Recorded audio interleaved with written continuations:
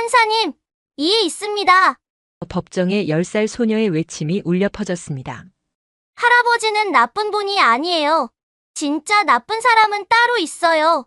방청석의 복지센터 센터장 얼굴이 순간 굳어졌습니다. 작은 손에 든 노트가 떨리고 있었지만 소녀의 눈빛만큼은 확고했습니다. 오늘의 사연 시작하겠습니다. 다 들어보신 후 괜찮으셨다면 어디서 듣고 계시는지, 그리고 잘 들었다라는 댓글 하나 정도 남겨주실 거죠? 그럼 시작하겠습니다. 창원의 작은 골목 깊숙한 곳, 새벽 공기를 가르며 인쇄기 돌아가는 소리가 들려왔습니다. 강민우는 오늘도 어김없이 새벽 5시에 일을 시작했습니다. 62년을 살아온 그의 손등에는 세월의 흔적이 고스란히 남아 있었습니다. 거친 손이지만 종이를 다루는 솜씨만큼은 여전히 정교했습니다. 키는 172cm 정도였지만 약간 굽은 어깨가 세월의 무게를 보여주고 있었습니다. 짧은 회색 머리카락과 깊게 패인 눈과 주름, 그리고 늘 작업용 앞치마를 두르고 있는 모습이 그의 트레이드 마크였습니다. 말수가 적고 온화한 인상이었지만 일할 때만큼은 집중력이 대단했습니다. 할아버지, 아침 드세요. 강지우가 작은 상에 따뜻한 밥과 미역국을 놓았습니다. 10살 아이가 차린 밥상이었지만 정성이 가득했습니다. 강민우는 잉크 묻은 손을 깨끗하게 씻고 식탁에 앉았습니다. 강지우는 작고 마른 체형의 단정한 앞머리와 묶은 머리가 특징이었습니다. 큰 눈망울과 또렷한 표정, 그리고 상황을 관찰하는 똑똑한 눈빛을 가진 아이였습니다. 평소에는 낡은 가방을 메고 다니며 할아버지를 향한 걱정과 사랑이 얼굴에서 자연스럽게 드러났습니다. 우리 지우가 요리까지 다 하네. 할아버지보다 낫구나. 엄마가 가르쳐줬어요. 할아버지 혼자 힘드실까봐 걱정됐거든요. 아내를 먼저 떠나보내고 며느리마저 잃은 지 3년이 흘렀습니다. 갑작스러운 교통사고로 세상을 등진 며느리를 떠올리면 지금도 가슴이 점여왔습니다. 하지만 강지우가 있어서 버틸 수 있었습니다. 그 아이가 강민우가 살아갈 이유였으니까요. 강민우의 인쇄소는 골목 끝자락에 자리한 작은 가게였습니다. 간판도 낡았고 시설도 오래됐지만 단골들이 꾸준히 있었습니다. 창원시 복지센터에서 정기적으로 업무용 인쇄물을 맡겼고 동네 상점들도 전단지나 포스터를 부탁했습니다. 강민우는 40년 넘게 이 일 하나만 파고들며 살아왔습니다. 복지센터는 시내 중심가에 위치한 크고 현대적인 건물이었습니다. 조명철 센터장이 운영하고 있었습니다. 48세의 조명철은 키가 178cm 정도로 체격이 좋았습니다. 옅은 올백에 반짝이는 구두, 잘 다린 셔츠 등 겉으로는 단정했지만 눈빛이 탐욕스러웠습니다. 말투가 날카롭고 얄미운 웃음과 비아냥거리는 억양이 특징이었습니다. 정말 깨끗하게 잘 나왔네요. 역시 강민우 선생님 손은 달라요. 복지센터 박수연 직원이 어제 들렀을 때 했던 말이었습니다. 35세의 박수연은 긴 머리를 질끈 묶은 모습과 흐린 안경이 특징이었습니다. 평소 조용하고 소극적이었지만 일은 꼼꼼하게 처리하는 직원이었습니다. 강민우는 평소처럼 깔끔하게 작업을 마쳤습니다. 수표 인쇄 작업이었는데 별다를 것 없는 일상적인 주문이었습니다. 센터 업무용 수표 50매 부탁드려요. 급한 일이라서 내일까지 가능할까요? 박수연의 요청은 평소와 비슷했습니다. 강민우는 그저 주문받은 대로 정성껏 인쇄할 뿐이었습니다. 40년 경력의 베테랑답게 어떤 작업이든 완벽하게 처리했습니다. 오전 8시 강지우가 무거운 책가방을 메고 학교로 향했습니다. 감정 표현이 솔직한 아이라 할아버지를 걱정하는 마음이 얼굴에 그대로 드러났습니다. 작은 발걸음이지만 씩씩하게 걸어가는 모습이 기특했습니다. 강민우는 혼자 남은 인쇄소에서 묵묵히 일에 몰두했습니다. 인쇄소에는 40년간 축적된 경험과 노하우가 곳곳에 배어 있었습니다. 낡은 인쇄기지만 강민우의 손길을 거치면 마법처럼 깔끔한 인쇄물이 나왔습니다. 벽에는 다양한 견본들이 걸려 있었고 구석에는 각종 잉크와 용지가 정리되어 있었습니다. 오늘은 유난히 한산한 하루였습니다. 몇 건의 명함 주문과 전단지 작업이 전부였습니다. 강민우는 여유롭게 작업하며 강지우가 학교에서 돌아오기를 기다렸습니다. 점심때가 되어서야 인쇄소 전화벨이 요란하게 울렸습니다. 강민우 인쇄소입니다. 강민우 씨 맞습니까? 창원 서부경찰서 강력계입니다. 갑작스러운 경찰서 전화에 강민우의 심장이 덜컥 내려앉았습니다. 평생 법과는 거리가 먼 삶을 살아왔는데 무슨 일인지 알 수 없었습니다.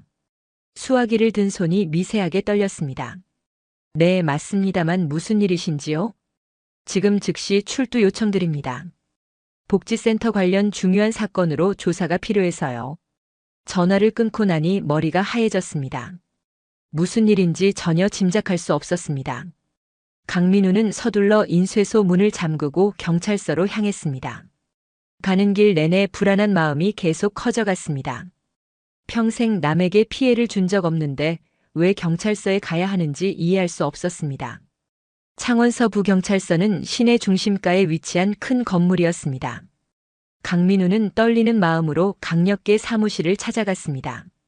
경찰서 특유의 차가운 분위기가 더욱 긴장하게 만들었습니다. 경찰서 조사실은 차갑고 울신했습니다. 형사 2명이 딱딱한 표정으로 앉아 있었고 강민우는 떨리는 마음으로 맞은편에 자리를 잡았습니다. 형광등 불빛 아래 모든 것이 냉정하고 객관적으로 보였습니다. 강민우 씨, 창원시 복지센터에서 위조 수표 사건이 발생했습니다. 위조 수표라고요? 저는 그런 거 모르는데요. 강민우의 목소리가 떨렸습니다. 위조라는 단어 자체가 너무 무거웠습니다. 조명철 센터장이 받은 수표가 위조품이었어요. 그런데 문제는 그 수표가 강민우 인쇄소에서 제작된 것으로 밝혀졌다는 겁니다. 강민우의 머리가 완전히 하얘졌습니다. 위조라는 말 자체를 이해할 수가 없었습니다. 평생 정직하게만 살아왔는데 이런 일이 일어날 리 없었습니다. 손에는 잉크 자국이 희미하게 남아있어 평생 인쇄 일을 해온 사람이란 느낌이 강했습니다. 저는 정말 그런 일 한 적 없습니다. 뭔가 오해가 있는 것 같아요. 증거가 명확합니다. 수표 하단에 강민우 인쇄소 고유 마크가 선명하게 찍혀 있거든요. 형사가 투명한 비닐봉지에 든 수표를 꺼내 보여줬습니다. 분명히 자신의 인쇄소 마크가 있었습니다. 하지만 강민우는 그런 수표를 만든 기억이 전혀 없었습니다. 도대체 어떻게 된 일인지 알 수가 없었습니다. 이상하네요. 제가 만든 건 분명하지만 위조는 아닙니다. 정상적인 주문을 받아서 만든 건데요. 복지센터 박수연 직원이 직접 주문했다고 증언했습니다. 그런데 센터 장부에는 그런 기록이 없어요. 강민우는 혼란스러웠습니다. 분명히 박수연이 와서 주문했는데 장부에 기록이 없다는 게 이상했습니다. 하지만 형사들은 이미 의심스러운 눈빛으로 강민우를 바라보고 있었습니다. 조사는 3시간 넘게 이어졌습니다. 강민우는 같은 말만 계속 반복할 수밖에 없었습니다. 정말 억울한 일이었습니다. 하지만 형사들의 표정은 점점 굳어져 갔습니다. 증거가 명확해 보였기 때문이었습니다.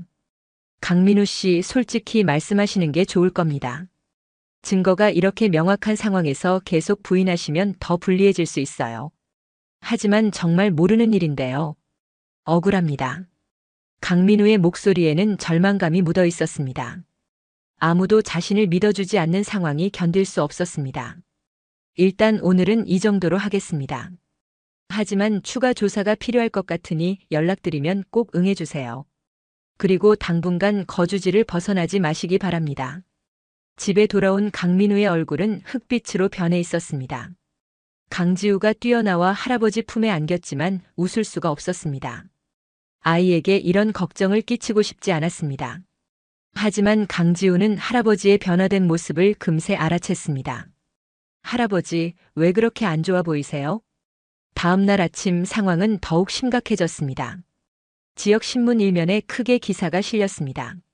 창원 복지센터 수표 위조 사건 발생, 지역 인쇄소 운영자 긴급 수사. 동네 사람들이 수군거리기 시작했습니다. 평소 정다운 인사를 나누던 이웃들도 강민우를 보는 시선이 달라졌습니다. 마주치면 어색하게 고개만 까닥하고 지나갔습니다. 40년 넘게 살아온 동네에서 갑자기 의심의 대상이 된 기분이었습니다. 강민우 선생이 정말 그런 일을 했을까요? 하지만 신문에 나왔잖아요. 증거도 나왔다고 하고요. 요즘 세상이 어렵긴 하지만 그래도 그런 일을 할 사람은 아닌데. 사람 일은 모르는 거 아닌가요? 동네 사람들의 수군거림이 강민우의 귀에 들려왔습니다. 평생 성실하게 살아온 삶이 하루아침에 무너지는 기분이었습니다. 복지센터에서는 조명철 센터장이 기자들과 긴급 기자회견을 가졌습니다. 단정한 양복을 입고 근엄한 표정을 지은 조명철은 안타까운 목소리로 말했습니다. 저희 복지센터도 이번 사건으로 큰 충격을 받았습니다. 오랫동안 신뢰하며 거래해온 인쇄소였는데 이런 일이 일어나다니 정말 안타까울 따름입니다. 조명철의 목소리는 진심으로 안타까워하는 듯 했지만 카메라가 잡지 못하는 순간의 눈빛은 묘하게 차가웠습니다. 위기 상황에서 식은땀이 흐르는 모습은 보이지 않았고 오히려 여유로워 보였습니다. 앞으로는 업체 선정에 더욱 신중을 기하겠습니다. 이런 일이 다시는 발생하지 않도록 시스템을 보완하겠습니다. 기자회견이 끝난 후 조명철은 혼자 사무실에 앉아 만족스러운 표정을 지었습니다. 모든 계획이 순조롭게 진행되고 있었습니다. 강지우는 학교에서 점점 힘든 시간을 보내야 했습니다.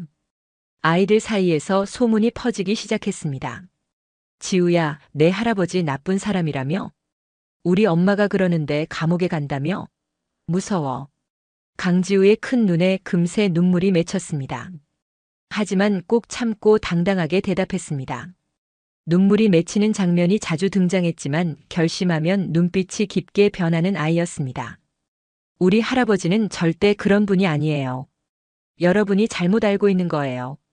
하지만 아이들은 더 이상 강지우와 놀려하지 않았습니다.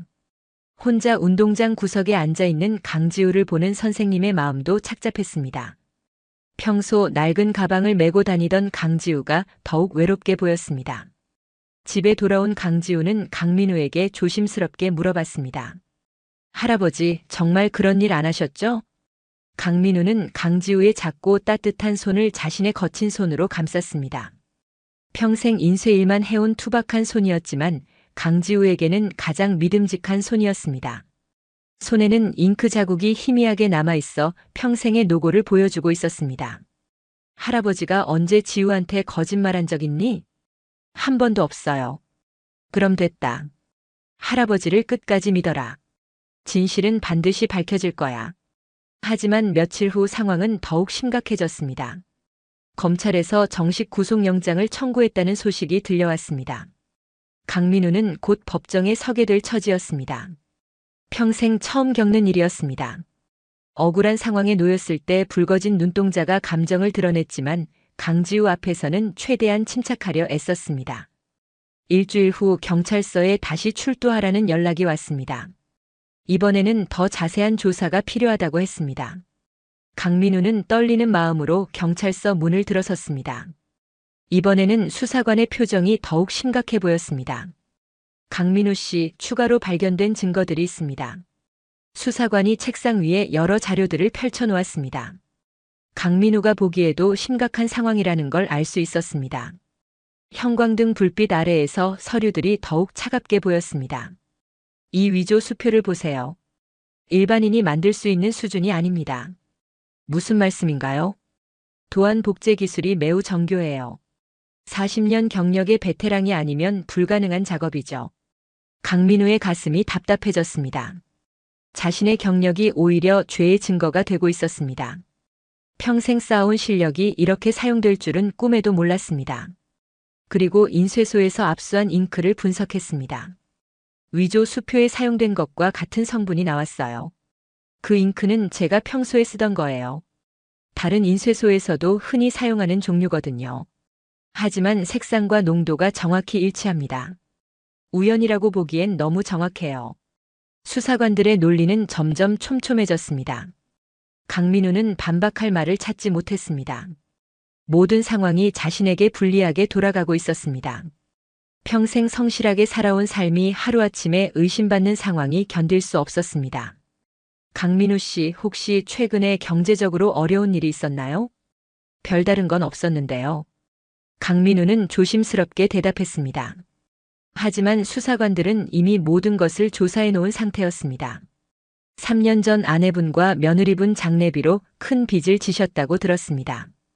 강민우의 얼굴이 굳어졌습니다. 가족의 죽음과 관련된 이야기를 꺼내는 게 불쾌했습니다. 가장 아픈 상처를 건드리는 기분이었습니다. 그건 이미 다 갚았습니다. 하지만 당시 2천만 원이라는 큰 금액이었죠. 인쇄소 수입으로는 버거웠을 텐데요. 힘들긴 했지만 정직하게 갚았어요. 지우를 위해서라도 그래야 했거든요. 수사관은 강민우의 과거 금융거래 내역까지 모두 조사해 놓았습니다.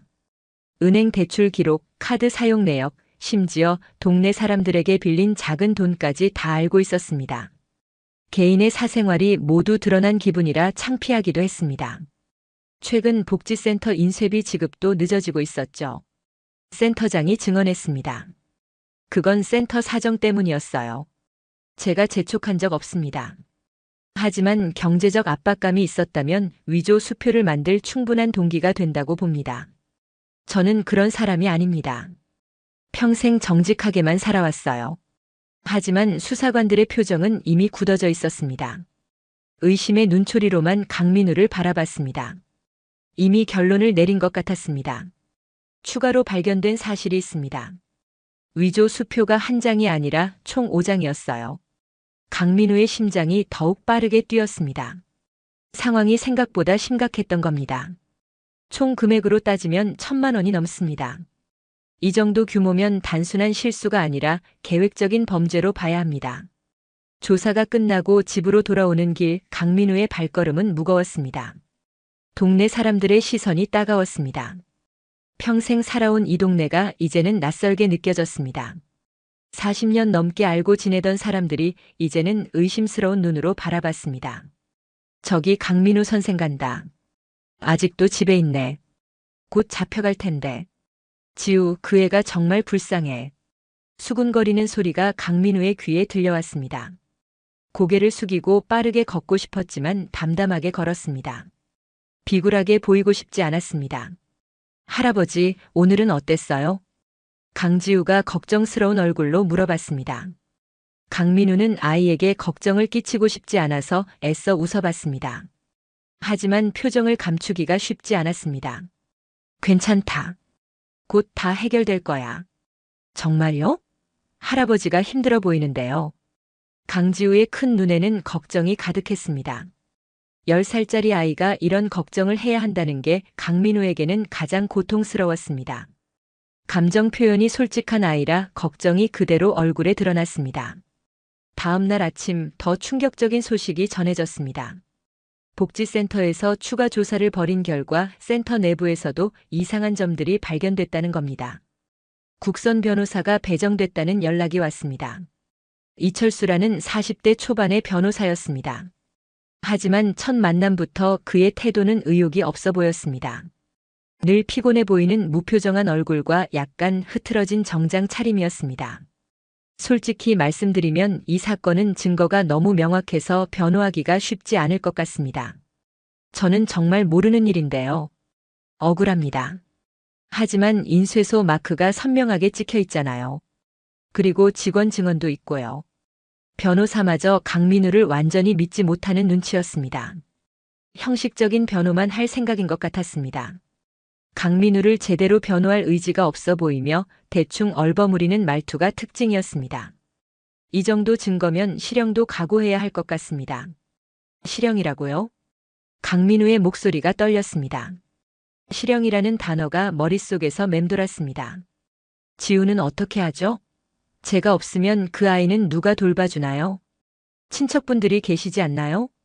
아무도 없어요. 지우와 저뿐이거든요.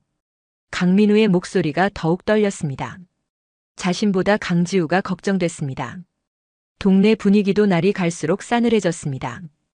인쇄소 앞을 지나가던 사람들이 수군거리며 손가락질했습니다. 평생 그런 사람인 줄 몰랐네요. 겉보기로는 도저히 알 수가 없어. 지우 생각하니까 안타깝네. 요즘 누구를 믿겠어요? 강민우는 혼자서 모든 시선과 수군거림을 견뎌야 했습니다. 하지만 가장 걱정되는 건 강지우였습니다. 아무 죄 없는 아이가 할아버지 때문에 상처받는 모습을 보는 게 가장 괴로웠습니다. 인쇄소 손님들도 하나둘 발길을 끊기 시작했습니다. 40년 단골이던 사람들도 어색해하며 다른 곳으로 발길을 돌렸습니다. 생계마저 위협받는 상황이었습니다. 어느 날 저녁 강지우가 숙제를 마치고 조용히 말했습니다. 할아버지, 제가 도와드릴게요. 너는 공부나 열심히 해라. 이런 일은 어른들이 해결할 일이야. 아니에요. 할아버지는 억울한 거예요. 저도 알 수 있어요. 강지우의 눈빛이 평소와 달라져 있었습니다. 10살 아이의 천진한 눈이 아니라 무언가 깊이 결심한 사람의 단단한 눈빛이었습니다. 결심하면 눈빛이 깊게 변하는 아이의 특징이 나타났습니다. 그날 밤 강민우는 좀처럼 잠을 이룰 수 없었습니다.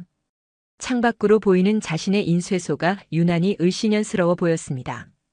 40년을 함께한 소중한 공간이었는데 이제는 죄의 증거처럼 느껴졌습니다. 강지우도 마찬가지로 잠을 이루지 못했습니다. 할아버지가 억울하게 누명을 쓰고 있다는 확신이 들었습니다. 뭔가 해야겠다는 생각이 머릿속을 가득 채웠습니다. 본격적인 재판이 시작된 날 창원지방법원 203호 법정은 무거운 침묵에 쌓여 있었습니다. 강민우는 피고인석에 앉아 떨리는 손을 무릎 위에 올려놓았습니다. 59세의 여성 판사 최은혜가 엄숙한 표정으로 자리에 앉았습니다. 단정한 단발머리와 얇은 프레임의 안경을 착용한 그녀는 엄격한 표정과 차분한 말투를 갖추고 있었습니다. 복지센터 수표 위조 사건 심리를 시작하겠습니다. 법정은 엄숙하고 차가운 분위기였습니다.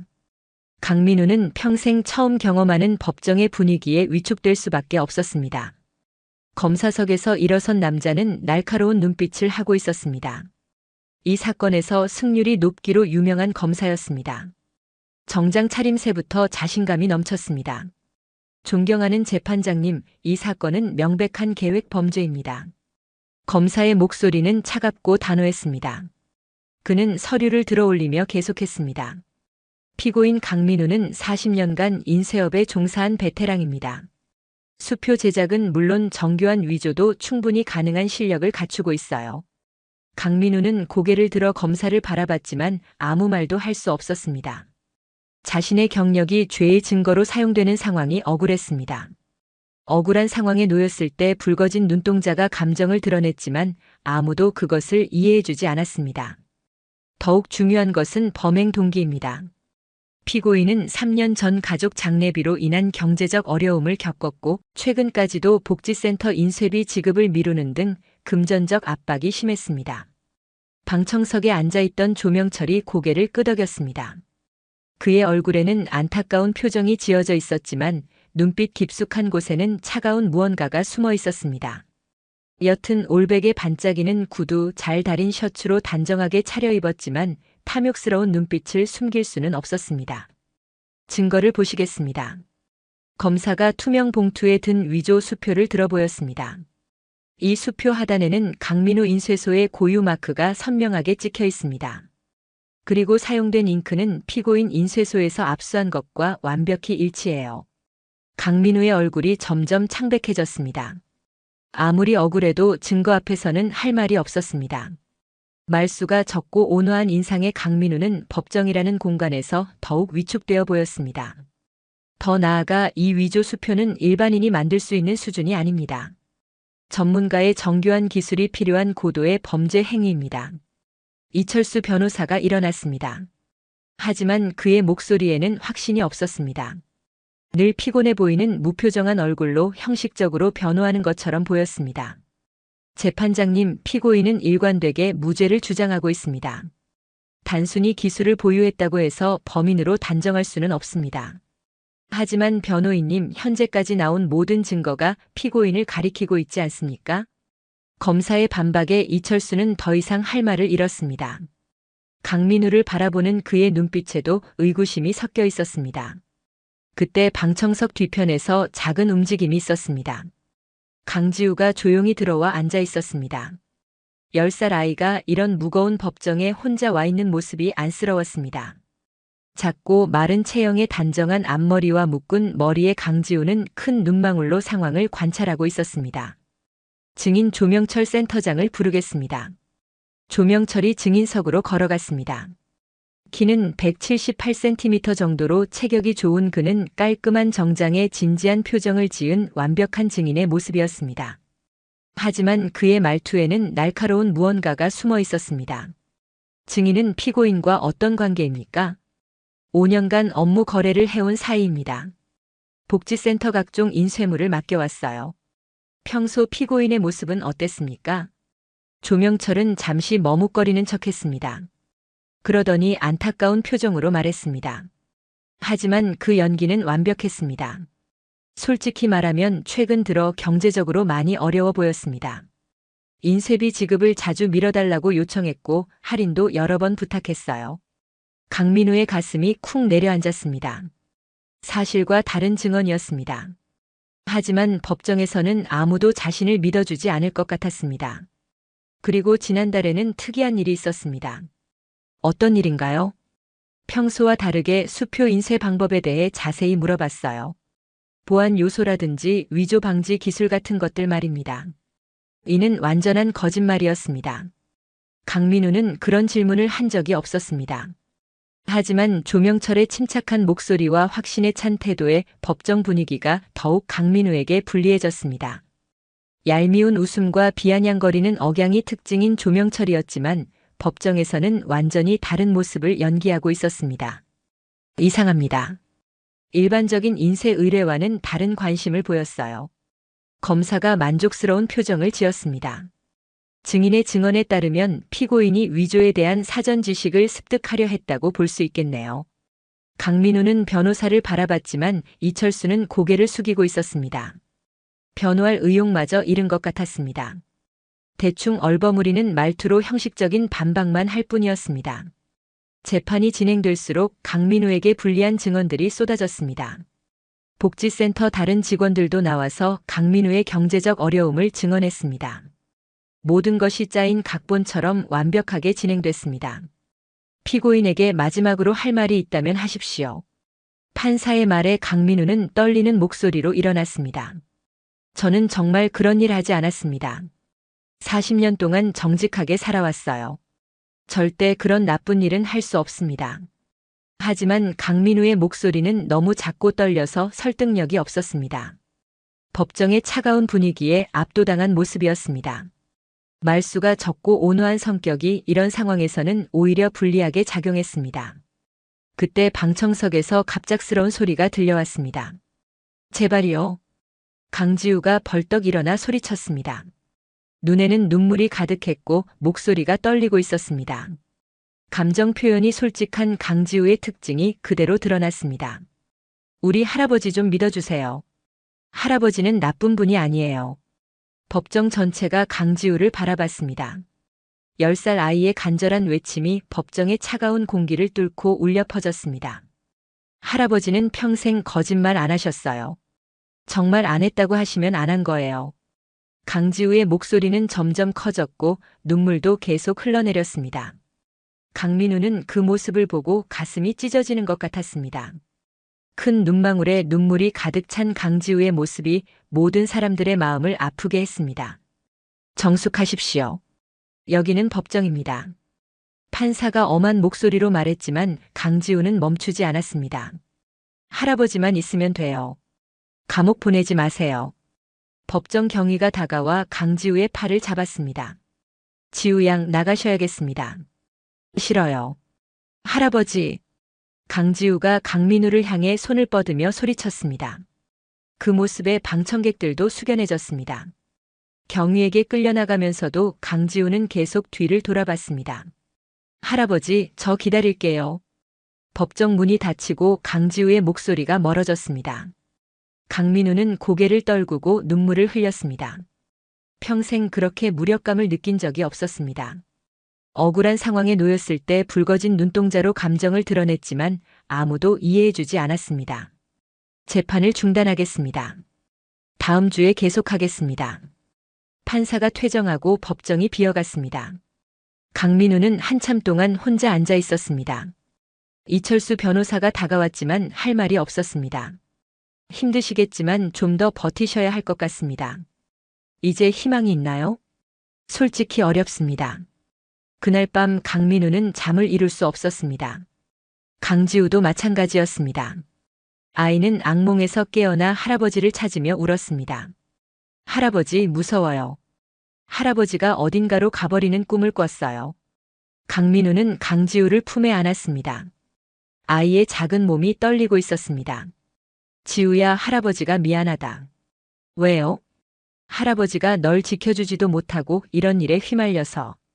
강민우의 목소리가 떨렸습니다. 평생 강하게만 살아온 사람이 처음으로 무너져 내리는 순간이었습니다. 할아버지는 잘못한 게 없어요. 나쁜 사람이 다른 데 있는 거예요. 강지우의 말에 강민우는 더욱 마음이 아팠습니다. 10살 아이가 어른을 위로해야 하는 상황이 견딜 수 없었습니다.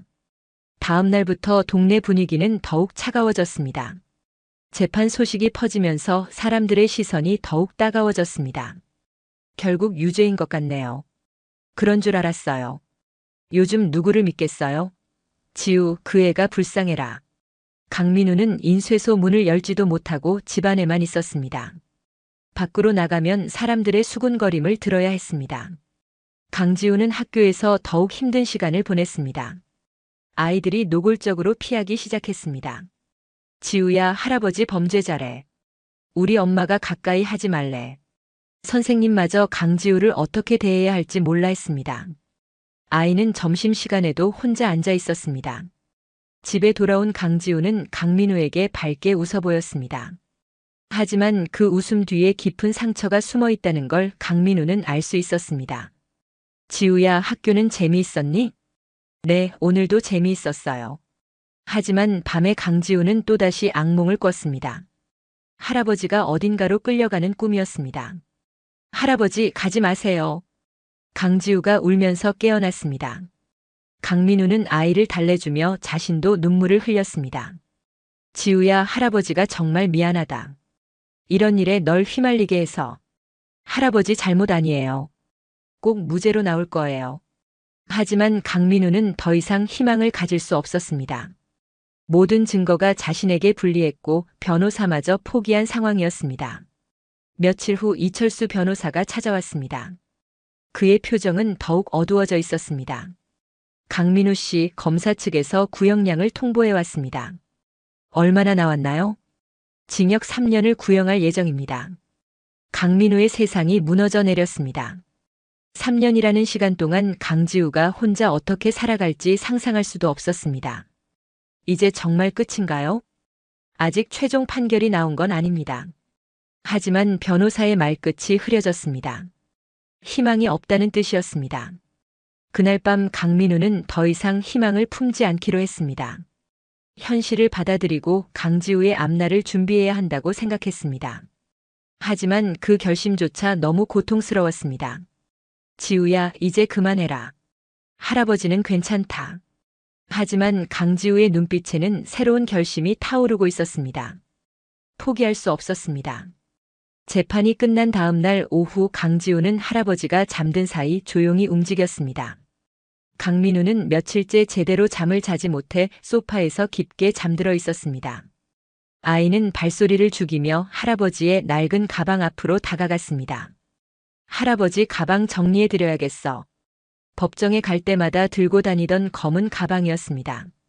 오래된 가죽이 군데군데 해져 있었지만 강민우에게는 소중한 물건이었습니다. 강지우는 조심스럽게 가방을 열었습니다. 평소 수학과 퍼즐을 좋아하던 아이의 호기심이 발동했습니다. 안에는 법정 관련 서류들과 몇 장의 메모지, 그리고 작은 수첩이 들어 있었습니다. 강지우가 서류를 정리하려고 손을 넣는데 가방 안쪽 깊숙한 곳에서 뭔가 걸렸습니다. 이게 뭐지? 손가락으로 더듬어 보니 작은 종이 조각이었습니다. 가방 안감 사이에 끼어 있었던 겁니다. 강지우는 조심스럽게 그것을 꺼내봤습니다. 상황을 관찰하는 똑똑한 눈빛으로 자세히 살펴봤습니다. 찢어진 전표 조각이었습니다. 반쪽짜리였지만 위쪽에 창원시 복지센터라는 글씨가 선명하게 보였습니다. 그리고 아래쪽에는 누군가의 사인이 있었습니다. 강지우는 그 사인을 자세히 들여다봤습니다. 또렷하지는 않았지만 조명철이라는 글씨를 알아볼 수 있었습니다. 아이의 큰 눈망울이 반짝였습니다. 이상하네. 왜 이런 게 할아버지 가방에 있지? 강지우는 그 종이 조각을 책상 위에 올려놓고 곰곰이 생각했습니다. 평소 수학 문제나 퍼즐을 좋아하던 아이답게 뭔가 이상한 점을 찾으려고 했습니다. 결심하면 눈빛이 깊게 변하는 아이의 특징이 나타나기 시작했습니다. 복지센터 전표인데 조명철 아저씨 사인이 있어. 그런데 왜 찢어진 걸까? 강지우의 머릿속에서 여러 가지 생각들이 스쳐갔습니다. 할아버지는 평생 정직한 분이었는데 갑자기 위조범이 될 리 없었습니다. 뭔가 숨겨진 비밀이 있을 것 같았습니다. 다음 날 오후 강지우는 학교에서 일찍 나와 복지센터 앞을 지나가게 됐습니다. 평소보다 일찍 끝난 수업 때문이었습니다. 센터 건물은 크고 깔끔했지만 왠지 차가워 보였습니다. 강지우가 센터 앞 공원 벤치에 잠시 앉아 있는데 익숙한 목소리가 들려왔습니다. 조명철의 목소리였습니다. 그는 건물 뒤편에서 누군가와 전화를 하고 있었습니다. 걱정 마. 다 정리됐어. 강지우는 몸을 숨기고 귀를 기울였습니다. 아이였지만 뭔가 수상하다는 느낌이 들었습니다. 똑똑한 눈빛으로 상황을 관찰하기 시작했습니다. 노인 하나 인생쯤이야. 딱 맞아떨어지게 만들어놨다니까. 조명철의 목소리에는 차가운 무언가가 섞여 있었습니다. 전혀 안타까워하는 기색이 없었습니다. 평소의 얄미운 웃음과 비아냥거리는 억양이 그대로 드러났습니다. 증거도 완벽하고 증인도 준비됐어. 이번엔 확실히 끝날 거야. 강지우의 심장이 빠르게 뛰기 시작했습니다. 뭔가 매우 중요한 이야기를 듣고 있다는 느낌이 들었습니다. 감정 표현이 솔직한 아이라 긴장감이 얼굴에 그대로 드러났습니다. 그 늙은이는 아무것도 모르고 있어. 하. 조명철의 웃음소리가 섬뜩했습니다. 강지우는 몸이 굳어진 채로 계속 들었습니다. 위기 상황에서 식은땀이 흐르고 얼굴이 일그러지는 조명철의 본 모습이었습니다. 박수연, 그 여자는 이미 입을 닫고 사라졌어. 문제없어. 전화가 끝나고 조명철이 건물 안으로 들어갔습니다. 강지우는 한참 동안 벤치에 앉아 있었습니다. 머릿속이 복잡했습니다. 할아버지가 억울하다고 하신 게 맞는 것 같아. 집에 돌아온 강지우는 곧바로 책상으로 향했습니다. 어제 발견한 종이 조각을 다시 꺼내어 자세히 살펴봤습니다. 이게 뭔가 중요한 증거일 수도 있어. 강지우는 돋보기까지 가져와서 종이를 살펴봤습니다. 찢어진 부분을 자세히 보니 뭔가 숫자 같은 것들이 희미하게 보였습니다. 상황을 관찰하는 똑똑한 눈빛으로 세밀하게 분석했습니다. 그때 강민우가 깨어나 강지우의 방으로 들어왔습니다. 지우야, 뭐하고 있니? 아, 할아버지. 그냥 숙제하고 있어요. 강지우는 재빨리 종이 조각을 숨겼습니다. 할아버지가 더 걱정하실까 봐서였습니다. 할아버지를 향한 걱정과 사랑이 얼굴에서 자연스럽게 드러났습니다. 그래. 지우는 정말 공부도 열심히 하고. 강민우의 목소리에는 깊은 피로가 묻어 있었습니다. 며칠째 제대로 먹지도 자지도 못했습니다. 약간 굽은 어깨가 더욱 처져 보였습니다. 할아버지, 밥 드세요. 제가 라면 끓여드릴게요. 고맙다. 우리 지우가 다 컸네. 하지만 강민우는 밥맛이 없었습니다. 며칠 후면 최종 판결이 나올 텐데 결과가 뻔했습니다. 변호사도 포기한 상황에서 무슨 희망이 있겠습니까? 그날 밤 강지우는 잠들지 못하고 계속 생각했습니다. 오늘 들은 조명철의 전화 내용과 발견한 종이 조각이 계속 머릿속에서 맴돌았습니다. 분명히 뭔가 잘못된 거야. 할아버지는 억울한 거고. 강지우는 조용히 일어나 책상으로 갔습니다. 종이 조각을 다시 꺼내어 달빛에 비춰봤습니다. 뭔가 더 보일 것 같았습니다. 이 종이가 열쇠일 수도 있어. 다음 날 강지우는 학교에 가서도 계속 그 일만 생각했습니다. 수업 시간에도 집중이 안 됐습니다. 선생님이 몇 번 이름을 불러도 대답하지 못했습니다. 지우야, 어디 아프니? 아니에요. 괜찮아요. 하지만 괜찮지 않았습니다. 할아버지를 도와야 한다는 생각에 머릿속이 가득 차 있었습니다. 10살 아이의 눈이 아니라 무언가 깊이 결심한 사람의 단단한 눈빛으로 변하고 있었습니다. 점심시간에 강지우는 혼자 앉아 또다시 생각에 잠겼습니다. 조명철의 말이 계속 귓가에 맴돌았습니다. 노인 하나 인생쯤이야라는 말이 특히 화가 났습니다. 할아버지는 나쁜 분이 아닌데 왜 그렇게 말하는 거지? 강지우는 작은 주먹을 꽉 쥐었습니다. 10살 아이에게는 감당하기 힘든 분노였지만 참을 수 없었습니다. 감정 표현이 솔직한 아이라 분노가 그대로 얼굴에 드러났습니다. 학교가 끝나고 집에 오는 길 강지우는 또다시 복지센터 앞을 지나갔습니다. 혹시 또 뭔가 들을 수 있을까 싶어서였습니다. 평소 낡은 가방을 메고 조심스럽게 걸었습니다. 이번에는 센터 앞 화단 뒤에 몸을 숨겼습니다. 마침 직원들이 점심시간에 나와서 담배를 피우고 있었습니다. 요즘 센터장님이 기분이 좋아 보여. 그럴 만하지. 골치 아픈 일이 다 정리되잖아. 그 인쇄소 선생 말이야. 정말 그런 일을 했을까? 모르지. 하지만 증거가 나왔다니까 틀림없을 거야. 직원들의 대화를 들으며 강지우는 더욱 확신했습니다. 뭔가 잘못됐다는 걸 말입니다. 그날 저녁 강지우는 강민우에게 조심스럽게 물어봤습니다. 할아버지, 복지센터에서 일할 때 이상한 일 없었어요? 이상한 일이라니? 그냥요. 뭔가 수상한 사람이나 일이요. 강민우는 잠시 생각해봤습니다. 하지만 별다른 기억이 나지 않았습니다. 말수가 적고 온화한 성격이라 사람들을 의심해 본 적이 없었습니다. 특별한 건 없었던 것 같은데. 왜 그러니? 그냥 궁금해서요. 강지우는 더 이상 묻지 않았습니다. 할아버지가 걱정하실까 봐서였습니다. 그날 밤 강지우는 중요한 결심을 했습니다. 자신이 직접 진실을 찾아보겠다고 말입니다. 어린아이지만 할아버지를 위해서라면 뭐든 할 수 있을 것 같았습니다.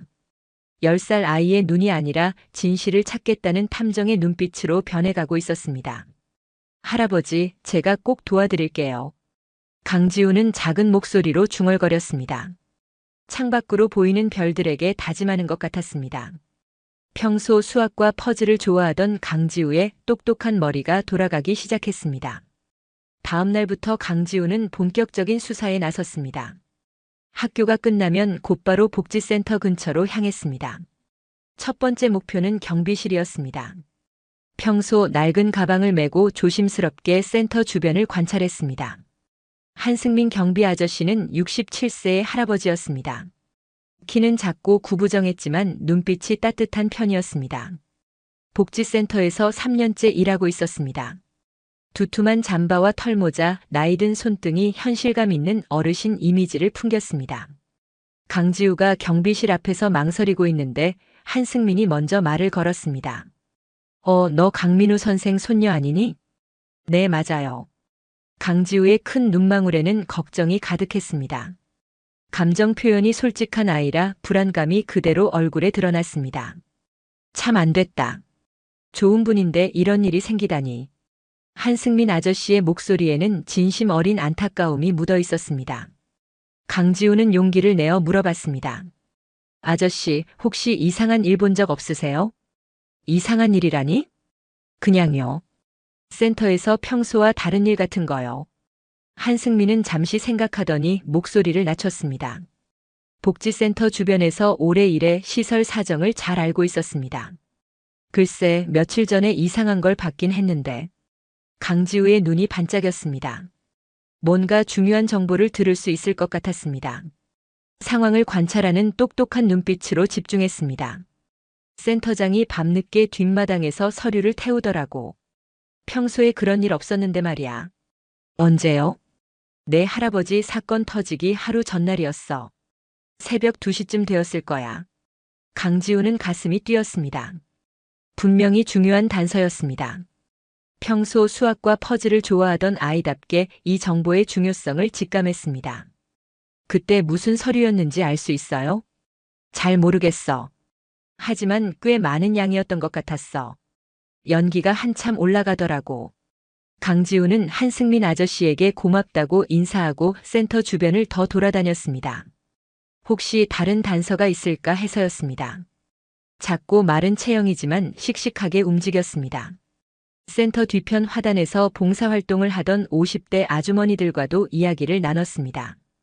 그중 한 분이 중요한 말을 해주었습니다. 그런데 이상한 게 박수연 직원이 갑자기 사표를 냈어. 언제요? 너희 할아버지 일 터지자마자 바로 아무 말도 없이 그냥 사라져버렸어. 강지우는 그 이름을 기억했습니다.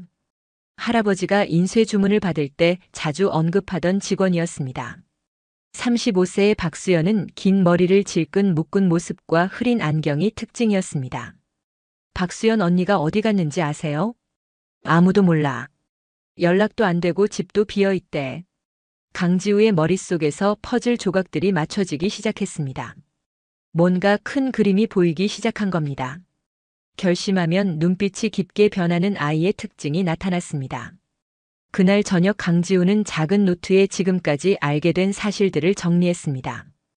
찢어진 전표 조각, 조명철의 수상한 전화, 서류 소각, 박수연의 갑작스러운 사라짐까지 모든 걸 적었습니다. 뭔가 연결되는 게 있을 거야. 다음 날 강지우는 대담한 계획을 세웠습니다. 복지센터 내부를 직접 확인해 보기로 한 겁니다. 방문자 신분으로 들어가면 뭔가 더 찾을 수 있을 것 같았습니다. 안녕하세요. 할머니 뵈러 왔어요. 강지우는 당당하게 리셉션에 말했습니다. 실제로 센터에는 많은 어르신들이 계셨고 아이들이 면회 오는 일도 흔했습니다. 단정한 앞머리와 묶은 머리에 강지우는 의심받지 않았습니다. 몇 호실이신가요? 잠깐만요. 전화로 확인해 볼게요. 강지우는 핸드폰을 꺼내 통화하는 척했습니다. 그 사이 주변을 살펴봤습니다. 사무실 쪽으로 가는 복도가 보였습니다. 죄송해요. 할머니가 잠시 외출하셨대요. 나중에 다시 올게요. 강지우는 자연스럽게 나가면서 건물 구조를 파악했습니다. 조명철의 사무실 위치도 확인했습니다. 며칠 후 기회가 왔습니다. 강지우가 센터 근처를 지나가는데 조명철이 누군가와 다투는 소리가 들렸습니다. 이런 식으로 하면 안 된다고 했잖아. 너무 늦었어. 이미 시작된 일이야. 강지우는 조심스럽게 다가가 숨어서 들었습니다. 조명철과 한 남자가 이야기하고 있었습니다. 위기 상황에서 식은땀이 흐르고 얼굴이 일그러지는 조명철의 모습이었습니다. 그 늙은이는 아무것도 모르고 있어. 계속 무죄라고 우기고 있다고. 그래서 더 문제야. 강지우라는 애가 자꾸 이상한 질문을 하고 다녀. 조명철의 얼굴이 굳어졌습니다. 강지우의 존재를 의식하기 시작한 겁니다. 탐욕스러운 눈빛이 더욱 차갑게 변했습니다. 그 애가 뭘 알겠어? 10살짜리가. 하지만 조심해야 해. 요즘 애들은 생각보다 영리하거든. 대화를 듣던 강지우의 몸이 굳어졌습니다. 자신에 대한 이야기였습니다. 감정 표현이 솔직한 아이라 두려움이 얼굴에 드러났습니다. 그때 조명철이 그 남자에게 차갑게 말했습니다. 강지우에게 내뱉는 모욕적인 대사가 시청자의 분노를 유발하는 순간이었습니다. 판사님 앞에서 애가 뭐라고 떠들든 노인네 인생은 이미 끝났어. 강지우는 그 말에 온몸이 떨렸습니다. 너무나 비열하고 차가운 말이었습니다. 10살 아이에게는 감당하기 힘든 악이었습니다. 하지만 동시에 강한 분노가 솟아올랐습니다. 증거도 완벽하게 조작했고 증인도 다 준비됐어. 이번엔 확실히 끝장낼 거야. 강지우는 더 이상 듣고 있을 수 없어서 조용히 자리를 떴습니다. 가슴이 터질 것 같았습니다. 하지만 무서움보다는 분노가 더 컸습니다. 집에 돌아온 강지우는 노트를 꺼내 새로 들은 내용을 적었습니다. 증거 조작이라는 단어가 특히 중요해 보였습니다. 할아버지를 구할 수 있는 건 나뿐이야. 강지우는 작은 주먹을 꽉 쥐었습니다. 무섭고 두렵지만 포기할 수 없었습니다. 위협을 느끼지만 할아버지를 위한 뚝심으로 버텨냈습니다. 다음 며칠 동안 강지우는 더욱 적극적으로 움직였습니다. 센터 주변에서 일하는 사람들, 자주 오가는 주민들과 대화를 나눴습니다. 그러던 중 한 증언을 듣게 됐습니다. 센터 청소 담당 60대 아주머니가 들려준 이야기였습니다. 박수연 양이 사라지기 전날 밤 사무실에서 엄청 큰 소리로 다투는 걸 들었어. 누구랑 다퉜어요? 센터장하고. 박수연 양이 울면서 뭐라고 하는데 정확히는 못 들었어. 강지우는 박수연이 뭔가 중요한 걸 알고 있었을 거라고 확신했습니다. 그래서 조명철이 그녀를 내보낸 거라고 생각했습니다. 며칠 후 강지우는 결정적인 증거를 발견했습니다. 센터 뒤편 쓰레기통 근처에서 반쯤 탄 서류 조각을 찾은 겁니다. 한승민 아저씨가 말한 그 소각 사건의 흔적이었습니다. 서류 조각에는 강민우 인쇄소 도장이 찍혀 있었는데 자세히 보니 뭔가 이상했습니다. 평소 할아버지가 사용하는 도장과 미묘하게 달랐습니다. 이것도 위조된 거야. 강지우는 그 조각을 조심스럽게 노트에 끼워 넣었습니다. 중요한 증거였습니다. 그런데 며칠 후 놀라운 일이 일어났습니다. 한승민 아저씨가 강지우를 찾아왔습니다. 손에는 작은 USB를 들고 있었습니다. 지우야, 이걸 내게 줘야 할 것 같아. 뭐예요? 박수연 양이 사라지기 전날 밤 경비실에 이걸 맡겨놨어. 혹시 무슨 일이 생기면 강민우 선생님께 전해달라고 했는데. 강지우는 가슴이 뛰었습니다. 이것이야말로 결정적인 증거일 수도 있었습니다. 집에서 강지우는 모든 단서들을 차근차근 정리했습니다. 찢어진 전표, 조명철의 수상한 대화, 박수연의 실종, 서류 소각, 위조된 도장, 그리고 USB까지 모든 걸 연결해 봤습니다. 분명히 조명철이 모든 걸 조작한 거야. 강지우의 증거 노트는 점점 두꺼워졌습니다. 각각의 사실들이 하나의 큰 그림을 만들어가고 있었습니다. 모든 단서를 모아 완성된 증거 노트였습니다. 하지만 아직 USB의 내용을 확인하지 못했습니다. 집에 컴퓨터가 없었습니다. 학교 컴퓨터실에서 확인해야 할 것 같았습니다. 어떻게 해야 하지? 그날 밤 강지우는 할아버지가 주무시는 모습을 바라봤습니다. 걱정과 스트레스로 많이 야위신 모습이 안타까웠습니다. 약간 굽은 어깨가 더욱 처져 보였습니다. 할아버지, 제가 꼭 도와드릴게요. 강지우는 조용히 다짐했습니다. 작지만 단단한 의지로 가득 찬 목소리였습니다. 다음 날 강지우는 담임 선생님께 컴퓨터를 사용해야 한다고 말했습니다. 숙제 때문이라고 했습니다. 선생님은 흔쾌히 허락해 주었습니다. 컴퓨터실에서 강지우는 떨리는 손으로 USB를 삽입했습니다. 과연 어떤 내용이 들어있을까요? 파일을 열어보니 박수연의 음성 메시지가 들어있었습니다. 떨리는 목소리로 녹음된 내용이었습니다. 저는 박수연입니다. 복지센터 행정 담당이었어요. 조명철 센터장이 저에게 위조 수표 제작을 지시했습니다. 강지우의 심장이 빠르게 뛰었습니다. 결정적인 증거였습니다. 강민우 인쇄소 도장을 위조해서 가짜 주문서를 만들려고 했어요. 거절했지만 협박을 당했습니다. 저는 더 이상 견딜 수 없어서 이 증거를 남기고 떠납니다. 강지우는 모든 진실이 담긴 이 USB를 꽉 쥐었습니다. 이제 할아버지를 구할 수 있는 결정적인 증거가 생겼습니다. 복지센터 건물에서는 조명철이 자신의 사무실에서 안심하고 있었습니다. 모든 계획이 순조롭게 진행되고 있다고 생각했습니다. 하지만 그는 몰랐습니다. 10살 소녀가 자신의 치밀한 계획에 균열을 내기 시작했다는 사실을 말입니다. 강지우의 작지만 단단한 의지가 곧 큰 변화를 불러일으킬 준비가 되어 있었습니다. 중간 재판날이 찾아왔습니다. 창원지방법원은 아침부터 무거운 기운에 쌓여 있었습니다. 강민우는 더욱 야윈 모습으로 피고인석에 앉았습니다. 며칠째 제대로 먹지도 자지도 못한 상태였습니다. 짧은 회색 머리카락이 더욱 힘없어 보였고 깊게 패인 눈과 주름이 고통을 말해주고 있었습니다. 강지우는 방청석 맨 뒷자리 구석에 조용히 앉아 있었습니다. 손에는 지난 며칠간 정리한 증거 노트를 꽉 쥐고 있었습니다. 두꺼운 노트에는 모든 단서와 증언들이 빼곡히 적혀 있었습니다. 작고 마른 체형의 강지우였지만 눈빛만큼은 확고했습니다. 판사 최은혜가 입장하자 법정에 숙연한 침묵이 흘렀습니다. 59세 여성 판사는 엄격한 표정으로 자리에 앉았습니다. 단정한 단발머리와 얇은 프레임의 안경이 그녀의 원칙주의적 성향을 보여주고 있었습니다. 재판을 시작하겠습니다. 변호인은 어디 계십니까? 그런데 이상한 일이 벌어졌습니다. 이철수 변호사가 보이지 않았습니다. 강민우는 당황한 눈으로 주변을 둘러봤습니다. 잠시 후 법정 문이 열리며 낯선 남자가 들어왔습니다. 40대 중반으로 보이는 남자는 번쩍이는 양복을 입고 젤로 머리를 넘긴 모습이었습니다. 빛나는 양복과 젤로 넘긴 머리, 얄미운 미소를 가진 부정적 카리스마의 표본이었습니다. 죄송합니다. 변호사 교체가 있었습니다. 남자는 당당하게 변호인석으로 걸어갔습니다. 강민우는 영문을 알 수 없어 리둥절했습니다. 저는 정우진 변호사입니다. 오늘부터 강민우 씨를 변호하게 됐습니다. 정우진의 목소리에는 이상한 여유가 있었습니다. 마치 이미 결과를 알고 있는 것 같았습니다. 말을 빠르게 하며 법정에서 기선을 제압하려는 스타일이었습니다.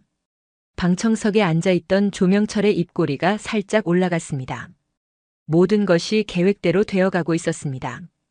키는 178cm 정도로 체격이 좋은 조명철은 옅은 올백에 반짝이는 구두로 단정하게 차려입었지만 눈빛은 여전히 탐욕스러웠습니다.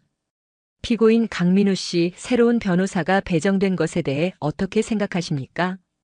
판사의 질문에 강민우는 혼란스러워했습니다. 갑작스러운 변화에 대처할 수 없었습니다. 저는 잘 모르겠습니다. 이철수 변호사님은 어떻게 된 건가요? 개인적인 사정으로 변호를 포기했다고 합니다. 정우진이 대답했지만 그의 표정에는 진심이 보이지 않았습니다. 오히려 약간의 냉소가 섞여 있었습니다. 강지우를 비웃는 듯한 표정이 자주 등장했습니다. 재판이 진행되면서 이상한 점들이 드러나기 시작했습니다. 정우진은 강민우를 변호하는 것이 아니라 오히려 불리한 방향으로 몰아가고 있었습니다. 피고인의 경제적 어려움을 고려할 때 범행 동기가 충분하다고 생각합니다. 이는 변호사가 할 말이 아니었습니다. 오히려 검사가 해야 할 주장이었습니다. 강민우는 점점 절망에 빠져갔습니다. 변호사마저 자신을 믿지 않는다면 누가 도와줄 수 있겠습니까? 억울한 상황에 놓였을 때 붉어진 눈동자가 감정을 드러냈지만 아무도 눈치채지 못했습니다.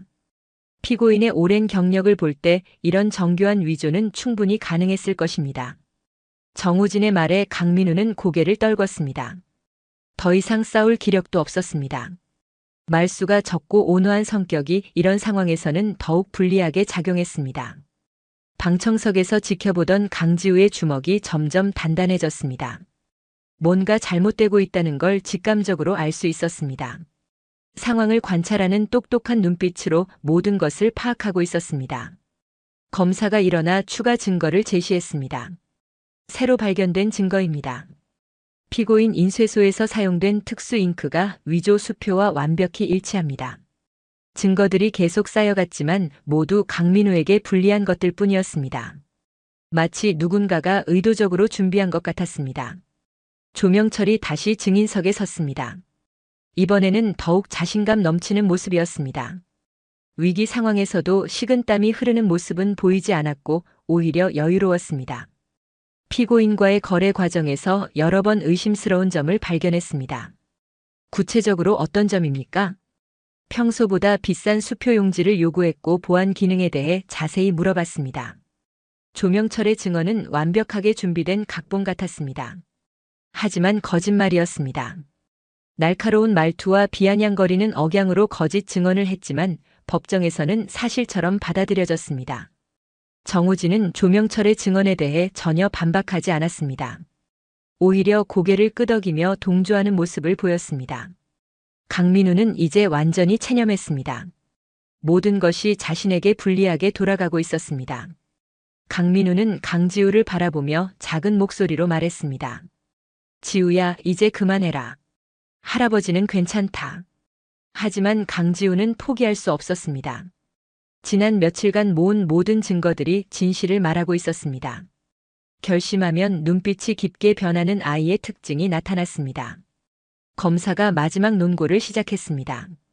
모든 증거가 피고인의 유죄를 가리키고 있습니다. 징역 3년을 구형합니다. 법정의 분위기가 무거워졌습니다. 이제 정말 끝나는 것 같았습니다. 판사가 최종 변론을 위해 변호사에게 발언 기회를 줬습니다. 변호인의 최종 변론을 듣겠습니다. 정우진이 일어났습니다.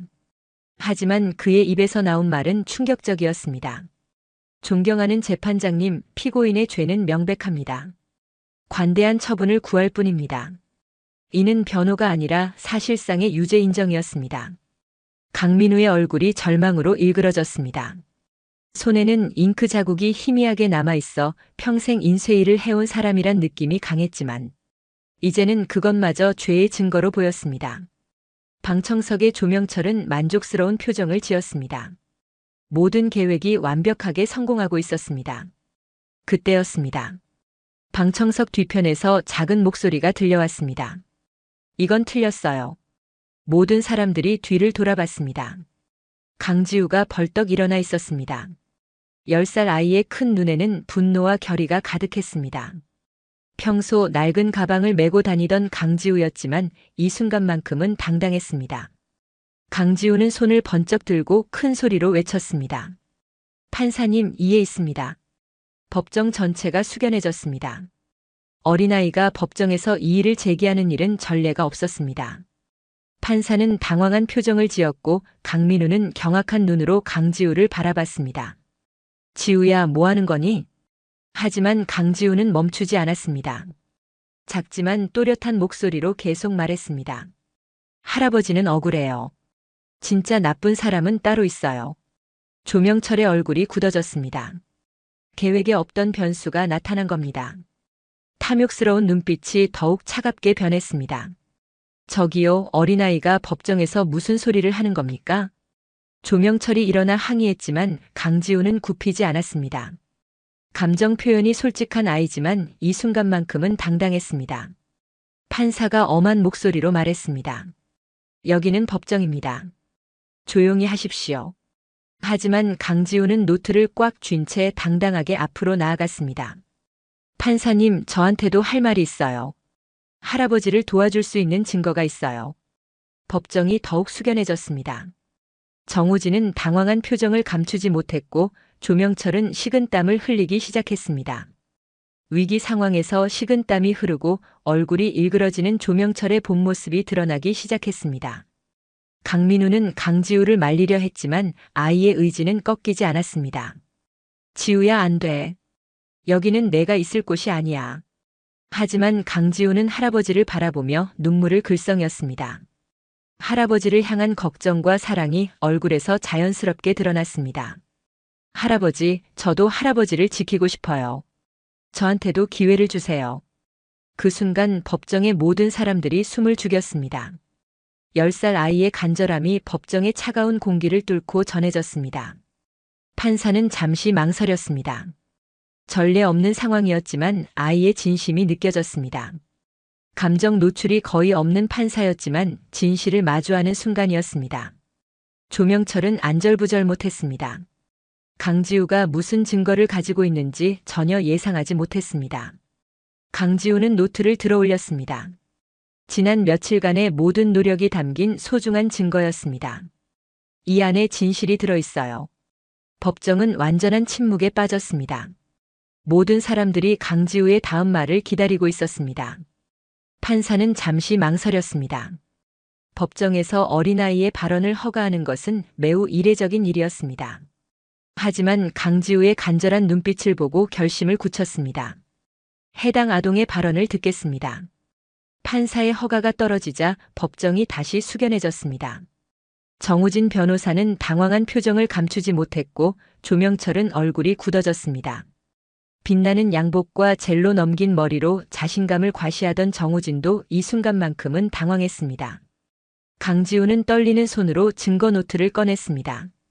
지난 며칠간의 모든 수사 결과가 담긴 소중한 노트였습니다. 작고 마른 체형의 강지우였지만 목소리만큼은 또렷했습니다. 판사님, 제가 찾은 증거들을 보여드릴게요. 강지우의 목소리는 작았지만 또렷했습니다. 10살 아이라고 믿기지 않을 만큼 차분했습니다. 상황을 관찰하는 똑똑한 눈빛으로 모든 것을 정리해서 설명하기 시작했습니다. 첫 번째로 강지우는 찢어진 전표 조각을 꺼냈습니다. 이건 할아버지 가방에서 찾은 거예요. 복지센터 전표인데 조명철 아저씨 사인이 있어요. 조명철의 얼굴이 순간 굳어졌습니다. 그 전표의 존재를 완전히 잊고 있었습니다. 키는 178cm 정도로 체격이 좋은 조명철이었지만 이 순간만큼은 위축되어 보였습니다. 하지만 이상한 점이 있어요. 날짜를 보세요. 강지우가 전표를 들어올리며 설명했습니다. 큰 눈망울로 자세히 살펴보며 논리적으로 분석했습니다. 이 전표는 사건이 일어나기 일주일 전에 작성된 거예요. 그런데 할아버지한테 수표 주문이 들어온 건 3일 전이었거든요. 판사가 관심을 보이기 시작했습니다. 논리적인 지적이었습니다. 엄격한 표정과 차분한 말투의 판사도 이 분석력에 놀라워했습니다. 계속 말해보세요. 강지우는 용기를 얻어 두 번째 증거를 제시했습니다. 한승민 경비 아저씨 증언이에요.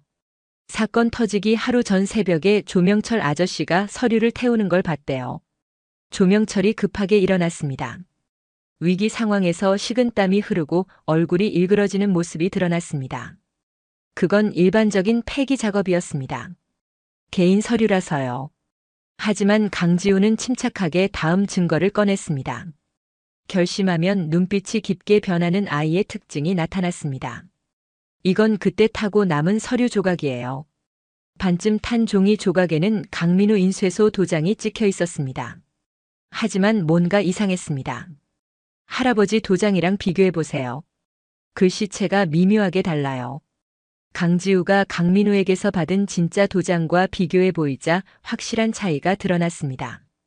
위조된 도장이었던 겁니다. 평소 수학과 퍼즐을 좋아하던 아이답게 세밀한 관찰력을 발휘했습니다. 검사도 관심을 보이기 시작했습니다. 예상치 못한 전개였습니다. 더 있어요. 강지우는 세 번째 증거를 꺼냈습니다. 작은 USB였습니다. 박수연 언니가 사라지기 전에 남긴 거예요. 경비 아저씨가 찾아서 저한테 주셨어요. 한승민 아저씨가 방청석에서 고개를 끄덕였습니다. 며칠 전 강지우에게 전해준 것이 맞았습니다. 키는 작고 구부정하지만 눈빛이 따뜻한 67세 경비 아저씨였습니다. 판사가 USB 재생을 허가했습니다. 법정에 박수연의 떨리는 목소리가 울려 퍼졌습니다. 35세의 박수연은 긴 머리를 질끈 묶은 모습과 흐린 안경이 특징이었는데 평소 조용하고 소극적이었지만 양심의 갈등 끝에 진실을 알리기 위해 도망친 인물이었습니다. 저는 박수연입니다. 복지센터 행정 담당이었어요. 센터장 조명철이 저에게 위조 수표 제작을 지시했습니다. 법정이 조용해졌습니다. 모든 사람들이 숨을 죽이고 들었습니다. 강민우 인쇄소 도장을 위조해서 가짜 주문서를 만들려고 했어요. 거절했지만 협박을 당했습니다. 저는 더 이상 견딜 수 없어서 이 증거를 남기고 떠납니다. 음성이 계속됐습니다. 조명철은 복지센터 예산을 횡령하려고 했어요. 가짜 수표를 만들어서 돈을 빼돌리고 강민우 씨에게 죄를 뒤집어 씌우려 한 거예요. 저는 이 모든 과정을 목격했습니다. 음성이 끝나자 법정은 완전한 침묵에 빠졌습니다. 결정적인 증언이었습니다. 조명철은 얼굴이 새하얗게 질렸습니다. 모든 계획이 무너져 내리는 순간이었습니다. 거짓말이야. 그 여자가 거짓 증언을 한 거야. 조명철이 다급하게 소리쳤지만 이미 늦었습니다. 날카로운 말투와 얄미운 웃음은 온데간데 없고 절망에 찬 목소리만 남았습니다. 강지우는 마지막 증거를 꺼냈습니다. 그리고 이건 진짜 중요한 거예요. 작은 봉투에서 잉크 샘플을 꺼냈습니다. 할아버지 인쇄소에서 쓰는 잉크와 위조 수표 잉크는 달라요. 과학 동아리 선생님이 도와주셔서 확인했어요. 간단한 분석 결과지를 제시하자 성분이 명확히 달랐습니다. 누군가 일부러 다른 잉크를 사용한 거였습니다. 판사가 놀란 표정으로 물어봤습니다. 감정 노출이 거의 없는 판사였지만 진실을 마주하는 순간 눈매가 부드러워졌습니다. 어떻게 이런 걸 다 알아낸 거니? 강지우는 당당하게 대답했습니다. 할아버지는 거짓말을 못하세요. 누구보다 정직하게 살아오신 분이거든요. 강지우의 목소리가 떨렸지만 확신에 차 있었습니다. 감정 표현이 솔직한 아이답게 진심이 그대로 드러났습니다.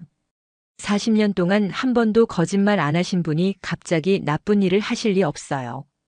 강민우의 눈에 눈물이 맺혔습니다. 손녀의 믿음이 너무 고마웠습니다. 말수가 적고 온화한 인상이지만 이 순간만큼은 감격에 겨웠습니다. 강지우는 계속해서 논리적으로 설명했습니다. 조명철 아저씨는 복지센터 돈을 빼돌리려고 했어요. 그래서 가짜 수표를 만들고 할아버지한테 죄를 뒤집어 씌운 거예요. 10살 아이라고 하기에는 지나치게 정확한 분석이었습니다. 며칠간의 수사가 얼마나 치밀했는지 알 수 있었습니다. 박수연 언니가 거절하니까 협박하고 증거를 없애려고 서류도 태웠어요. 강지우의 설명이 계속되자 조명철은 점점 초조해졌습니다. 이 애가 뭘 안다고 이런 소리를 하는 겁니까? 조명철이 화를 내며 소리쳤습니다. 강지우에게 내뱉는 모욕적인 대사였지만 이번에는 아무도 믿지 않았습니다. 어린애의 상상일 뿐입니다. 증거도 없는 추측이지 않습니까? 하지만 강지우가 제시한 증거들은 너무나 구체적이고 논리적이었습니다. 모든 단서를 모아 완성된 증거 노트의 위력이었습니다. 정우진 변호사도 당황했습니다. 자신이 조명철과 함께 꾸민 계획이 10살 아이에게 들통난 거였습니다. 재판장님, 이건 말도 안 되는 일입니다. 법정에서 어린아이의 추측을. 하지만 판사는 차분하게 모든 증거를 검토했습니다. USB 음성, 위조된 도장, 서로 다른 잉크. 성분, 날짜 불일치까지 모든 것이 강지우의 주장을 뒷받침했습니다. 충분한 증거입니다. 판사의 말에 법정이 다시 숙연해졌습니다. 센터장 조명철 씨와 변호사 정우진 씨에 대한 긴급 수사 요청을 하겠습니다. 이 순간 조명철의 얼굴은 완전히 하얗게 질렸습니다. 모든 계획이 무너져 내렸습니다. 위기 상황에서 식은땀이 흐르고 얼굴이 일그러지는 본 모습이 완전히 드러났습니다. 아니야. 이건 말도 안 돼. 어린애가 무슨. 조명철이 소리쳤지만 이미 법정 경위들이 다가오고 있었습니다. 정우진도 마찬가지였습니다. 공모 혐의로 조사를 받게 될 처지였습니다. 강지우를 비웃는 듯한 표정으로 기선을 제압하려던 계획이 완전히 실패했습니다. 또한 피고인 강민우 씨에 대한 모든 혐의를 취해야 합니다. 판사의 선언에 강민우는 믿을 수 없다는 표정을 지었습니다. 꿈인지 현실인지 분간이 안 됐습니다. 억울한 상황에 놓였을 때 붉어진 눈동자가 이번에는 기쁨의 눈물을 머금었습니다. 강지우는 할아버지를 향해 뛰어갔습니다. 그동안 참았던 눈물이 한꺼번에 쏟아졌습니다. 할아버지를 향한 걱정과 사랑이 얼굴에서 자연스럽게 드러났습니다. 할아버지, 이제 괜찮아요. 강민우는 강지우를 꽉 끌어안았습니다. 세상에서 가장 고마운 사람이었습니다. 거친 손이지만 강지우에게는 가장 믿음직한 할아버지의 손이었습니다. 우리 지우가 할아버지를 구해줬구나. 방청석에서 박수 소리가 터져 나왔습니다. 사람들은 10살 소녀의 용기와 지혜에 감동받았습니다. 조명철은 결국 법정에서 끌려나갔습니다. 그동안의 거만한 모습은 온데간데 없었습니다. 이런 일이 있을 수 없어. 어린애 때문에. 하지만 아무도 그의 말을 듣지 않았습니다. 진실이 모든 것을 말해주고 있었습니다. 정우진도 마찬가지로 조사를 받기 위해 연행됐습니다. 가짜 변호사 역할을 한 대가였습니다. 빛나는 양복과 자신감 넘치는 모습은 모두 허상이었습니다. 며칠 후 추가 수사 결과 모든 사실이 밝혀졌습니다.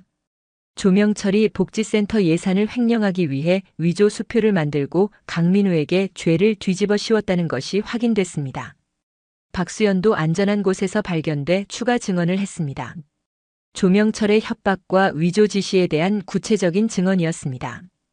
강민우는 완전히 무죄로 판명됐습니다. 40년간의 성실한 삶이 증명된 순간이었습니다.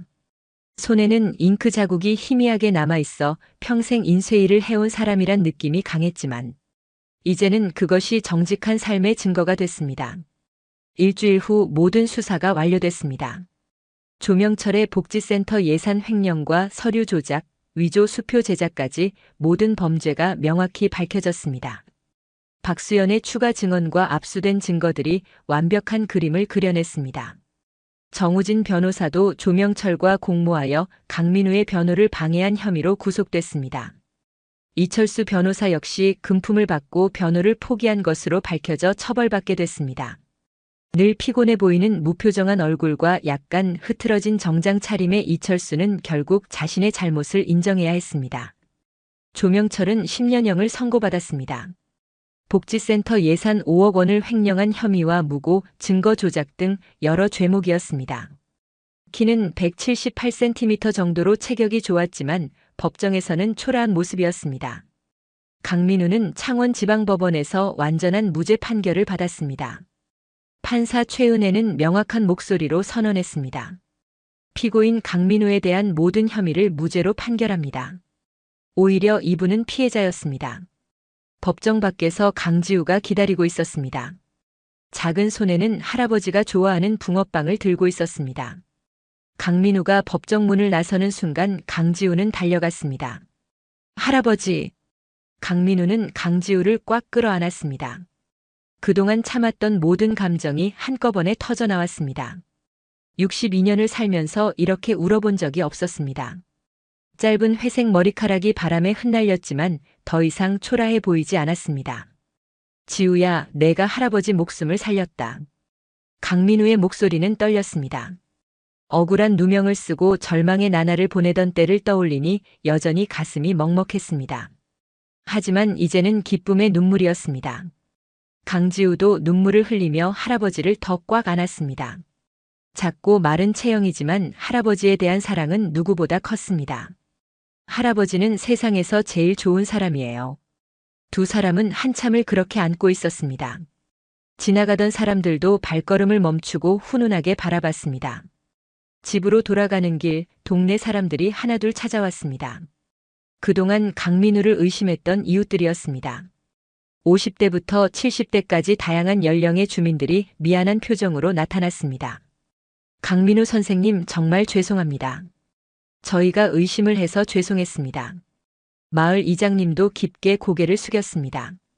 미안합니다. 40년 넘게 이웃으로 살면서 그런 의심을 했다니. 하지만 강민우는 늘 그렇듯 조용히 웃으며 말했습니다. 말수가 적고 온화한 인상은 변하지 않았습니다. 사람은 누구나 실수할 수 있지요. 강민우의 너그러운 마음에 사람들은 더욱 미안해했습니다. 근데 나를 믿어준 저 아이가 있어 나는 살았습니다. 강민우가 강지우를 바라보며 말하자 사람들도 감동했습니다. 10살 아이의 용기와 지혜에 모두 놀라워했습니다. 강지우의 큰 눈망울과 또렷한 표정이 더욱 빛나 보였습니다. 복지센터에서도 공식 사과문을 보내왔습니다. 새로 부임한 센터장이 직접 찾아와 사과했습니다. 이런 일이 일어나서 정말 죄송합니다. 앞으로는 투명하게 운영하겠습니다. 그리고 강민우 선생님께는 정신적 피해에 대한 보상을 해드리겠습니다. 강민우는 담담하게 받아들였습니다. 이미 모든 것을 용서한 마음이었습니다. 평생 성실하게 살아온 사람의 너그러움이었습니다. 보상보다는 앞으로 이런 일이 없도록 해주세요. 며칠 후 인쇄소에 다시 손님들이 찾아오기 시작했습니다. 이번 일로 오히려 강민우의 정직함이 더욱 널리 알려졌습니다. 강민우 선생님, 명함 좀 부탁드립니다. 역시 정직한 분께 맡겨야 마음이 놓여요. 이번 일로 더욱 믿음이 갔어요. 단골 손님들이 하나둘 돌아왔고 새로운 손님들도 생겼습니다. 인쇄소는 예전보다 더 바빠졌습니다. 40년 경력의 베테랑 솜씨의 정직함까지 더해져 최고의 평판을 얻었습니다. 강지우는 학교에서도 완전히 달라졌습니다. 아이들이 다시 가까이 다가왔고 선생님들도 강지우를 자랑스러워했습니다. 지우야, 정말 대단해요. 어른들도 못할 일을 해냈네요. 지우가 우리 반의 자랑이에요. 담임 선생님이 강지우를 칭찬하자 아이들도 박수를 쳤습니다. 강지우는 부끄러워하며 웃었습니다. 평소 낡은 가방을 메고 다니던 강지우였지만 이제는 당당해 보였습니다. 일주일 후 창원시에서 강지우에게 청소년 정의상을 주겠다는 연락이 왔습니다. 10살 아이가 정의를 실현한 공로를 인정한다는 겁니다. 시상식 날 강지우는 조금 긴장했습니다. 많은 어른들 앞에서 상을 받는 게 부담스러웠습니다. 단정한 앞머리와 묶은 머리로 단정하게 차려입었지만 여전히 어린아이였습니다. 할아버지, 제가 잘할 수 있을까요? 우리 지우는 이미 충분히 잘했어. 자신 있게 하면 돼. 강민우는 평소 늘 작업용 앞치마를 두르고 있었지만 오늘만큼은 깔끔한 정장을 입고 강지우를 응원했습니다. 강지우는 할아버지의 격려를 받고 당당히 무대에 올랐습니다. 상을 받으면서도 할아버지만 바라봤습니다. 이 상은 할아버지와 함께 받는 거예요. 저 혼자서는 할 수 없었거든요. 강지우의 말에 박수가 터져 나왔습니다. 모든 사람들이 감동했습니다. 감정 표현이 솔직한 아이답게 진심이 그대로 전해졌습니다. 할아버지께서 평생 정직하게 사셨기 때문에 저도 진실을 믿을 수 있었어요. 그날 저녁집에서 강민우와 강지우는 조용히 저녁을 먹었습니다. 강지우가 만든 김치찌개였습니다. 지우야, 맛있다. 요리 솜씨가 더 늘었네. 할아버지가 좋아하시니까 더 열심히 배웠어요. 두 사람의 대화는 평범했지만 따뜻했습니다. 다시 찾은 일상의 소중함이었습니다. 강민우의 거친 손이지만 강지우에게는 가장 믿음직한 손이었고, 강지우의 작은 손이지만 할아버지에게는 세상에서 가장 소중한 손이었습니다. 며칠 후 복지센터에서 강민우에게 다시 인쇄 업무를 맡기고 싶다는 연락이 왔습니다.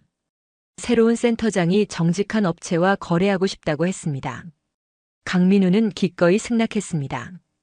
과거의 일은 과거일 뿐이었습니다. 할아버지, 복지센터 일도 하시는 거예요? 응. 필요한 일이니까. 그리고 이제는 누구도 우리를 의심하지 않을 거야.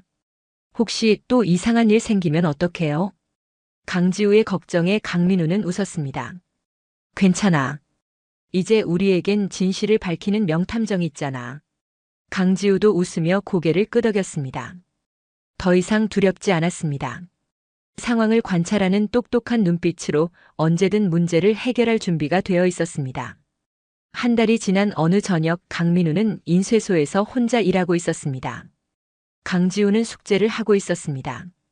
평범한 일상이 돌아온 겁니다. 인쇄기 소리와 함께 종이에 글자가 새겨졌습니다. 40년 넘게 해온 일이지만 여전히 정성스러웠습니다. 손에는 잉크 자국이 희미하게 남아있어.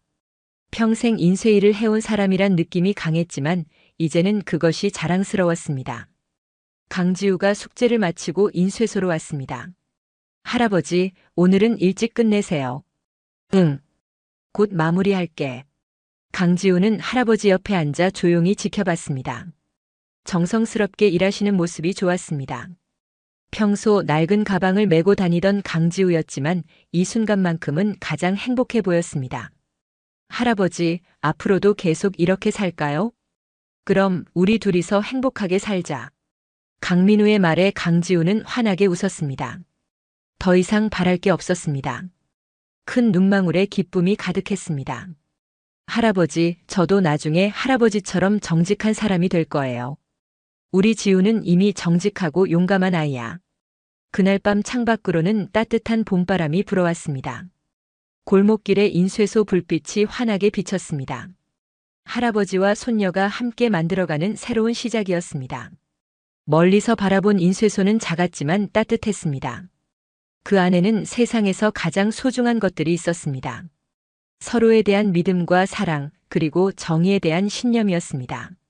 한승민 경비 아저씨도 가끔 인쇄소에 들렀습니다. 키는 작고 구부정하지만 눈빛이 따뜻한 67세 할아버지는 강지우를 자랑스러워했습니다. 지우 덕분에 우리 센터가 깨끗해졌어요. 아저씨가 도와주셔서 가능한 일이었어요. 강지우는 항상 고마운 마음을 잊지 않았습니다. 평소 수학과 퍼즐을 좋아하던 아이였지만 이제는 사람들을 도울 수 있는 방법을 더 많이 생각했습니다. 어느 날 밤 강지우는 할아버지에게 말했습니다. 할아버지, 저는 나중에 판사가 되고 싶어요. 판사요? 왜? 억울한 사람들을 도와주고 싶어요. 할아버지처럼 좋은 분들이 억울하게 당하지 않도록요. 강민우는 강지우의 머리를 쓰다듬었습니다. 손녀의 꿈을 진심으로 응원했습니다. 좋은 꿈이구나. 지우라면 분명 훌륭한 판사가 될 거야. 강지우의 목소리가 나지막하게 들려왔습니다. 마치 그날 법정에서의 외침처럼 또렷하고 확신에 찬 목소리였습니다. 판사님, 이해 있습니다. 할아버지는 죄가 없습니다. 그 한마디가 모든 것을 바꿔놓았었습니다. 10살 소녀의 용기가 세상의 편견과 싸워 이긴 순간이었습니다. 그리고 이제 그들의 새로운 이야기가 시작되고 있었습니다. 강민우의 인쇄소에는 새로운 간판이 걸렸습니다. 정직 인쇄소라는 간판이었습니다. 강지우가 제안한 이름이었습니다. 할아버지의 가장 큰 자랑은 정직함이니까요. 강민우는 그 간판을 바라보며 흐뭇하게 웃었습니다. 평생 추구해온 가치가 인정받은 기분이었습니다. 동네 사람들도 새 간판을 보며 고개를 끄덕였습니다. 강민우에게 어울리는 이름이라고 모두 인정했습니다. 그렇게 할아버지와 손녀는 작지만 따뜻한 일상을 이어갔습니다.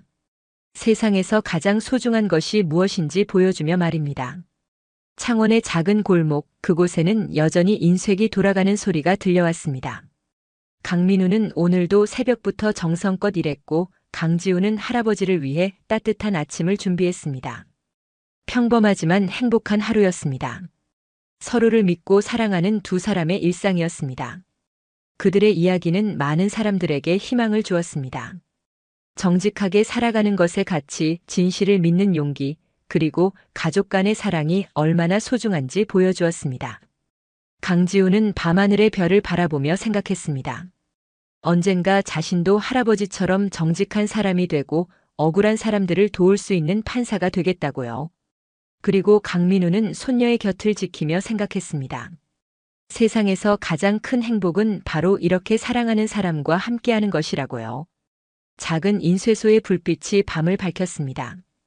그 빛은 단순히 일터의 불빛이 아니라 정직과 사랑, 그리고 희망의 빛이었습니다.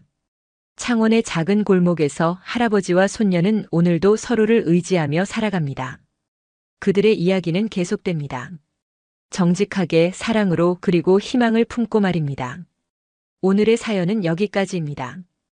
혹시 끝까지 들어주신 분이 계시다면 구독과 좋아요, 그리고 댓글로 잘 들었어요 라는 한마디면 제게 큰 힘이 됩니다. 감사합니다.